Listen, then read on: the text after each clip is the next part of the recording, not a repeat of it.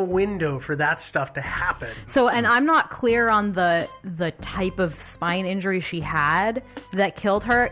I guess it is possible, just totally speculating here, that she could have had one of those like brain dead spine injuries, and that's why so that would mean that somebody could have harvested all of her organs if she was in a hospital. If she were in a hospital, or if you're brain dead, your body. No, I know your body isn't functioning. I understand the brain runs the body. Okay. I'm not the look on your face. I was like, but that if they had hit her just right and they realized, like, I don't know, doesn't really matter. Okay. Yeah, if you were in the hospital or some other thing. I don't really know how the organ harvesting black market works.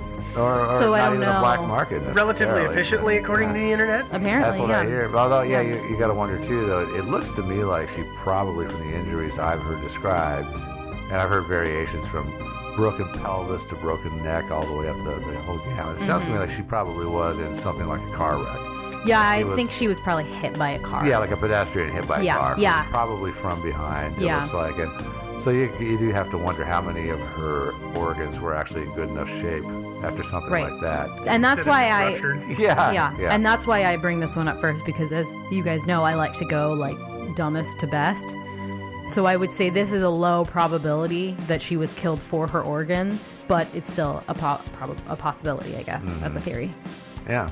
We kind of went on the grave robbing thing again, but are we in the next theory? Yeah, sorry. Okay. Let's hop to the next theory. And the next theory is that what? Accidental? That she, maybe got hit by a car, totally accidentally died, was buried, and then at a later date was grave robbed, and they took all of her organs out for the forgery. The problem with this, of course, is all the things we just said? Yeah, basically all the things we just said. The drying agents would have had to have been applied like way earlier than, she would have showed more signs of decomposition, things like that. This was the most prevalent theory. Basically, the reason that this is like their ideal theory is because we'll talk about at the end here the really sad part of this whole story. But the investigators, once they found out that it wasn't a real mummy, just kind of didn't care anymore. So this theory, I think they did look into it. It wasn't obviously as high profile, but it's I'm sure they still looked into it as a murder mystery, but probably not too terrible. Not really that much, it sounds like. Yeah. So this was an ideal theory for them, right? Because it meant they didn't have to really deal with a murder, right? They didn't really have to find a Jane Doe murder that had been killed for this like huge forgery. They could just say, listen, we got the people who had done this, and they're in jail for 10 years because of the antiquities laws, and that's probably good enough. And they just robbed a grave, and they did the forgery, and that's awful, but they didn't really kill anyone, they weren't really hurting anyone, they didn't really get away with it, so they're spending time in jail and everything's fine. So this is obviously an ideal theory for them because they didn't really have to do anything. But obviously they could have done something, because that's where the trail leads back is to who actually killed this person. These people got the body from somebody. Yeah. Somebody. And obviously the police, they probably bribed the police to just say, hey, dude, don't make us rat our friends out. We'll get killed. Yeah. Or something like that. You know. But obviously they could have tracked it back that way. Yeah. One would think they could have. They could but have, it seems like they didn't really care. Yeah. And I wonder the level of difficulty to track it back, because based on I forgot the name of the guy, the American who first saw and figured out it was a forgery. Oscar Muscarella. Yeah, there was at least 6 months, if not almost a year, between when he saw the tape and when the next people got a hold of it. So that means this body. I think it was the same seller. But I'm talking about the time frame between when he saw the film and whoever got them in trouble saw the film. Time goes by. So this body has been floating around. This mummy has been floating around in their possession for a while. Yeah. So that makes the trail even colder, because there's more and more time. People are coming and going. I'm not defending them, but I can see how that would make it so much harder when it's not brand new, fresh blood on the ground. Yeah, I'm just sort of presuming that fakes like this, especially the ones that are considered to be like high-level fakes, not just a regular mummy, but a princess. somebody invested some time and then found themselves a buyer, and it was so. This thing actually might have originally been, and that might be part of the reason it was so crudely done, like with the translations and stuff like that. It might have just been meant to be sold to some rich dude as a memento, like, as in, it could have been the tribal guy. And it could have been leader. Never intended to actually fool anybody at the level of the Museum of Antiquities level, you know what I'm saying? Yeah. And so that guy had it, and then either decided he needed the cash more or whatever, and so he sold it. And so I don't think anybody like bought it off somebody like in a bazaar or something like that, where they didn't know who it was, even with time going by. It's actually a really good segue into our next theory, so let's do that, and then I know you guys have a lot you want to talk about with this theory, which is why I saved it for last, and it's the most likely one, I think. It could be that somebody killed her for the forgery. Yeah. She literally fit the bill. Yeah, exactly. Unfortunately, she was small, and people from that time were small. Yeah. And, it could be that she was maybe somebody who was experiencing homelessness, maybe somebody who was a sex worker, maybe somebody who they just knew some kind of distress. Somebody that they knew, sadly probably wouldn't be missed. Yeah, and also you got to find somebody who hasn't had any dental work done. You can't have any modern dental work. Yeah. Things like that. Yeah. So I think they probably just found in my mind, the way this goes is somebody found the coffin and sarcophagus, which was a forgery in and of itself, right? But an older forgery. But somebody found this older forgery and was like, oh yeah, we could fill that. Mm-hmm. Oh yeah, you know what? Actually, that one lady that we see all the time who's super short, she would fit the bill. Yeah. We could do this. And then they just hit her with a car, kills her, and then they or baseball bats or something. Or what, something. They hit her with something, kill her. They remove all her organs. Wrongly remove all of her organs because, again, Egyptian mummies have their hearts. Not traditionally. But dry her out, make a new mat for the coffin, deal with the resin, put the gold on her face, and put the chest plate. It's not insane. It is insane, right? That is insane, but it's not a crazy theory. No, not at all. Mummy forgeries are really common. And back like 200 years ago, in the early 19th century, there was this thing called mummy mania. Mm-hmm. Have you heard of mummy mania? Yeah. It overtook Europe after Egypt was opened up, and suddenly lots of Europeans were traveling to Egypt. Right. And all these rich Europeans were buying mummies to bring home and put it, on display at the family estate, show off to their friends and stuff. And I'm sure just about all of them were forgeries. Well, this is why antiquities laws exist now. Well, right? There's that too. Should you be buying an authentic one to take home? No. The black market for antiquities, whether they're forged or not, the black market is worth so much, to the tune of billions of dollars a year, which you can understand why that would be so enticing to a couple of yahoos who find something and realize that they could spin it from a low-level thing to a low value to a higher value object. $16 million is a lot of money. I was talking about when they found just a coffin, and then, if we can stuff a body in that thing, now it's worth even more. Yeah, but I agree with Joe that I think that you really have to have some seriously big cojones and skill to think that you can fool somebody at a museum. Well, what I think I sort of touched on, I think what kind of happened is somebody just meant it to fool some rich dude who didn't really know anything. Oh, yeah. And it was plenty authentic enough looking for that. And then this rich dude, for whatever reason, decided, hey, this is such a perfect copy. I could probably fool somebody else and make myself like $10 million. Or said rich dude, thinks it's actually actually real, and worth a lot of money, and finds himself and finds himself like, you know what? Actually, I really want a boat. Yeah. I'd want that fancy yacht. What do I have that I could sell that? I'll sell that. Yeah, I'm getting kind of tired of that anyway. It's hard to keep it clean. It's always, it's been just collecting dust. Things collect so much dust. The cat keeps using it for a scratching post. Yeah. I almost also wonder if what happened is they found the coffin, the sarcophagus, as far as I know, they never dated the chest plate and all the other gold accoutrements.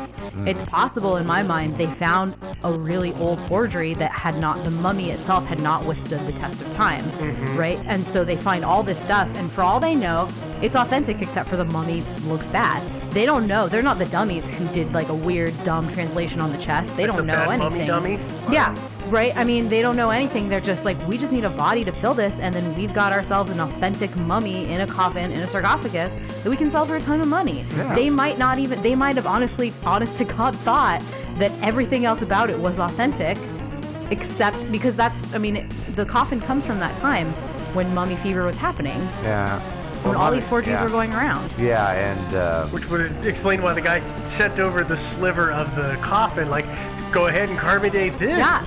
Yeah, he thought it really was that. I mean, he could have just thought they could have been so dumb. I mean, frankly, if I found something like that, I would think it was real. Like, I don't know any better. I think this guy, it might be the guy that actually owned it and picked himself a really stupid agent to market it. Probably intended for him to go find himself a private collector to pay big money for this, and then Bozo starts showing it around to actually well-connected people and it actually got publicized and came to the attention of the authorities and stuff. And so he probably just Googled like what Persian antique collectors, and like a bunch of educated people came up, and he was like, cool, these are the collectors. Yeah. I'll reach out to them. Yeah, he just did a Google. Yeah. I know, it could be.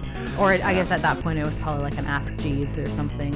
Yeah, that's a good point, I find it really funny that the Taliban in the beginning were trying to flex their muscle to say that they owned it, because of course they were. Well, what I find so ironic about that is, that they're pretending that they're trying to protect a national treasure, but no, they are the biggest bandits. They've been selling off so much history for so long in that part of the world, and also to fund their operations, and also destroying it. They sort of hewed this idea that nothing predates our wonderful Islamic Republic, and so remember those giant ancient Buddhas up in the mountains? Oh yeah, they blew those up that they destroyed. Yeah. Because Well, a big part of this is, if you have been paying attention, there's a gold crown.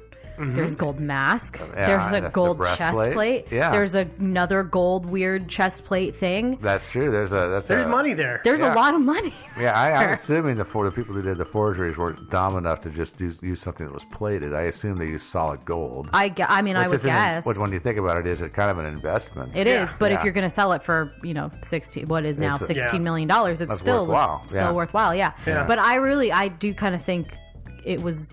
They didn't actually do any of the forgery except for the body. In my mind, I don't know. It's hard to say. I just know how much of that part of the world is being dug up constantly. Oh yeah. And sold off. Have you read any of those articles about how they're using satellite technology and they're overlaying images from different times to then be able to tell where and when people are digging stuff up? Yeah. Because they're doing it illegally. Yeah. Oh yeah, constantly. Yeah. But entire ancient graveyards are being looted. Yeah. And from the sky, they're like, oh look, it looks like the side of a golf ball. It's just pockmarks, just divot. Just guys out there just digging holes. Yeah. It's so sad, But there were some really fun. If you guys want to hear stories of other fake fun mummy stories, let's have one. Yeah. Like the most recent one was in 2015. The Vatican finally decided to check on, do a little research on their collection of mummies. Yeah. And they had two of them that were basically child-sized, one that turned out to be complete fakes. And they'd had them for a long time. Like how complete fakes? Just newer? They had no human body in them? They didn't even have humans in it. I think they had animal bones. And, oh, God. And then, there was just another famous case was in New Jersey. This was like on display at the Hackensack Library. It had been donated in the 1920s or something to the city.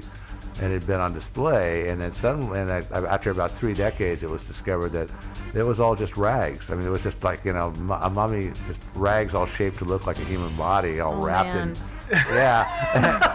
like when you were a kid and you'd make the pillows under your blankets so that it looked like the shape of you sleeping, kind of? Yeah. And there was another famous one. There was a huge attraction in Mississippi. It was on display at the Mississippi State Capitol from the 1920s to 1969, I think, when they finally took a closer look at it and then did some x-rays.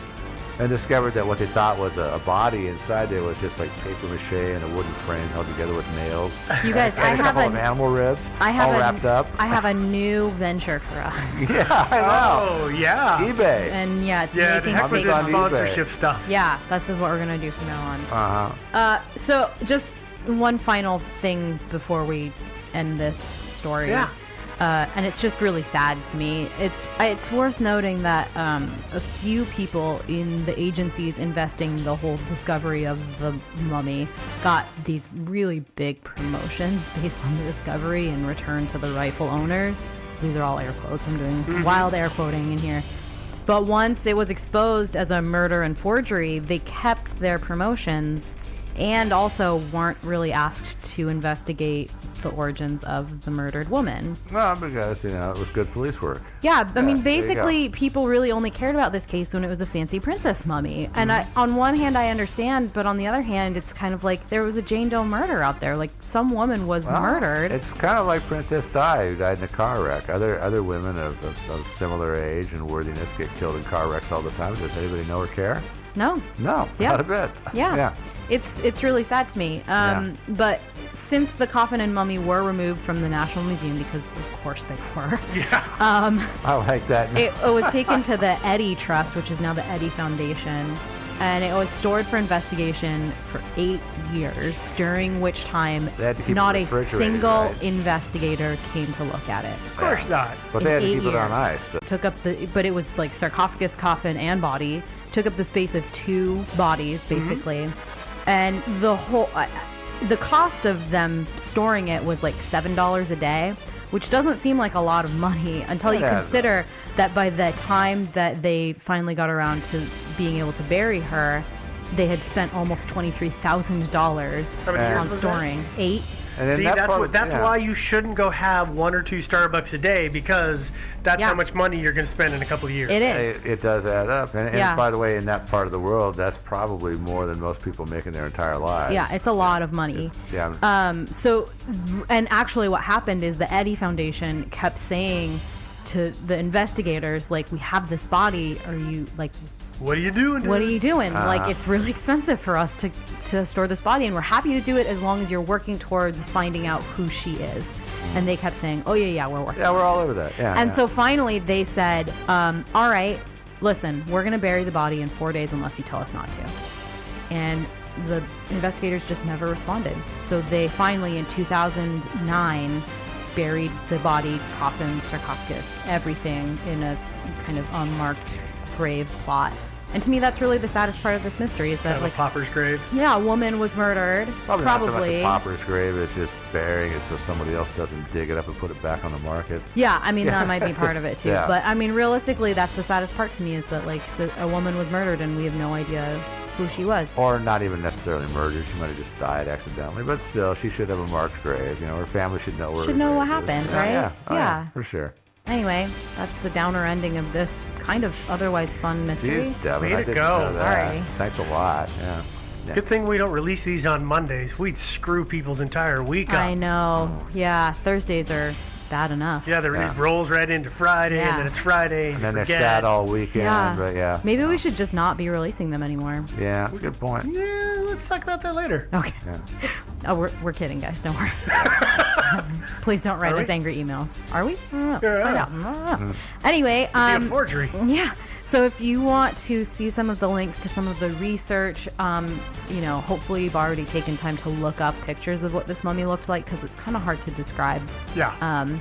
If you want any of that stuff, you can also find links to our merch sites or episode lists to find every single episode we've ever done. I think Steve told me before we started recording that we're at like 240 or something like that. Official episodes. That doesn't count any of the bonus content. There's a lot of episodes. We've done. It's a lot of content. So if you think you have a story you'd like to suggest, check there first. Yep. But all of that stuff is at our website, which is thinkingsidewayspodcast.com. You can find us on social media. We are on Facebook. We've got a group and a page. To join the group, you do have to answer some questions. Just don't forget to do it. They're really easy. And then you can find us on Twitter, where we're Thinking Sideways Podcast. We've got a subreddit, which is called Thinking Sideways. And we have an Instagram now. It's called that's right. Thinking Sideways Podcast, not Thinking Sideways. That's something totally different, somehow still. Also, you know where you're listening to us. It might be iTunes, it might be Stitcher, it might be Google Play, it might be Podbean, it might be any other thing that I don't have the energy to list right now. If you haven't already, do subscribe. do leave a comment and do leave a rating. That helps other people find us. And then if you want to talk to us about the Persian mummy, if you want to talk about how bad my pronunciation for every single word I said today was. You don't need to actually let Devin know. We've already made fun.